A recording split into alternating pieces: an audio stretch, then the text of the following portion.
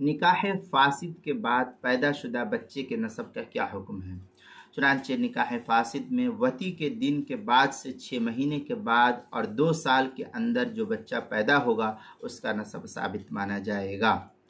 چنانچہ فتاوی ہند کے اندر ہے وَيَثْبُتُ نَسَبُ الْوَلَدِ الْمَوْلُودِ فِي النِّكَاحِ الْفَاسِدِ وَتُعْتَبَرُ مُدَّةُ النَّسَب مِنْ وَقْتِ الدُّخُولِ عِنْدَ محمد رحمہ اللہ علیہ الفتویٰ۔ یہ فتویٰ ہندیہ کی عبارت ہے کتاب الطلاق الباب الثامن فی النکاح الفاسد و احکامہ، جلد نمبر 1 صفحہ نمبر 330، جو زکریا بک ڈپو دیوبند کا ہندی نسخہ ہے اس کے اندر۔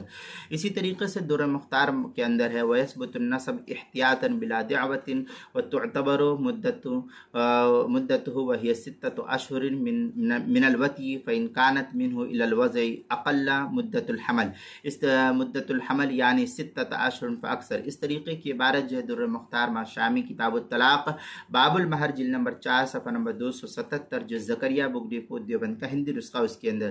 کتاب المسائل 5ویں جلد صفحہ 430 اور 431 پر بھی اس کو نقل کیا گیا ہے۔